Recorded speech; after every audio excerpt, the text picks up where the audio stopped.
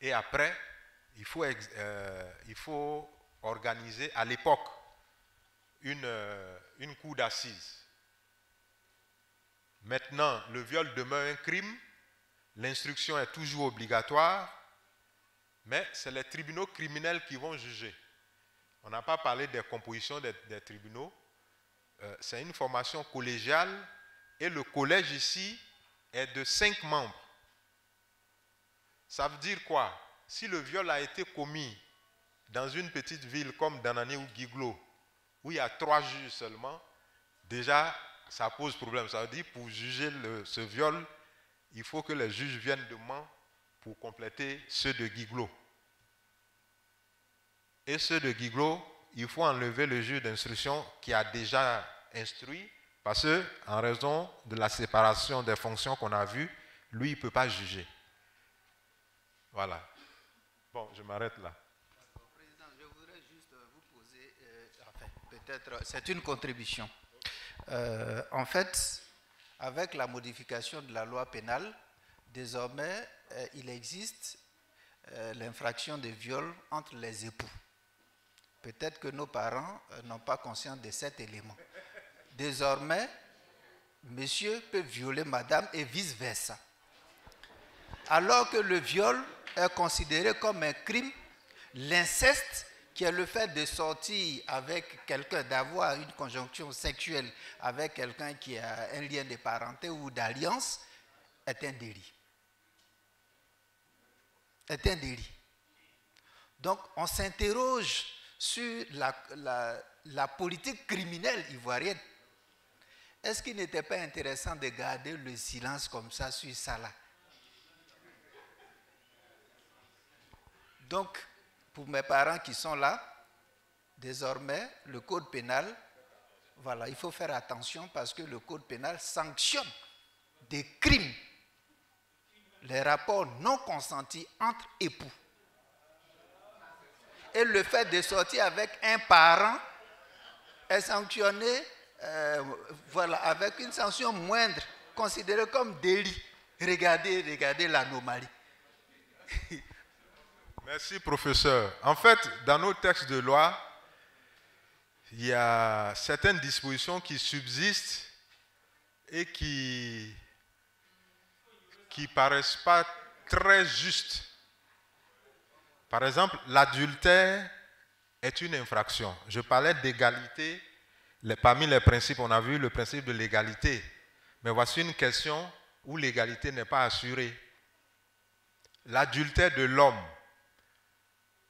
n'a pas les mêmes éléments constitutifs que l'adultère de la femme.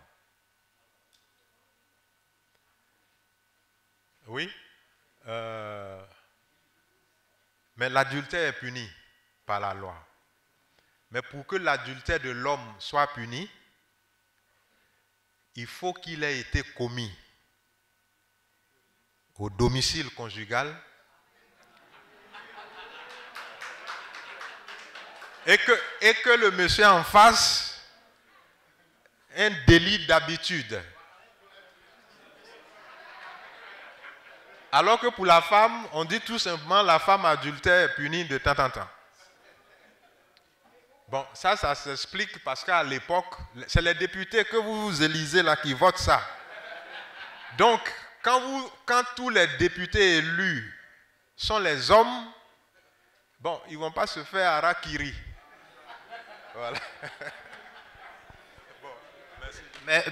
Merci, je pense que ça mérite des applaudissements. Merci. C'est intéressant, mais on va mettre un terme en souhaitant, en félicitant le président et en souhaitant que pour les jours à venir, il revienne encore sur d'autres questions assez intéressantes. Donc, l'exposé, les conférences tirent à leur fin. Je tiens à exprimer ma gratitude au président de l'université, au président de l'Union, aux 2 conférenciers, M. Balé Jules, je ne sais pas s'il nous suit encore, au président Élysée, franchement pour l'exposé. Je tenais à formuler une doléance à l'endroit des 2 conférenciers.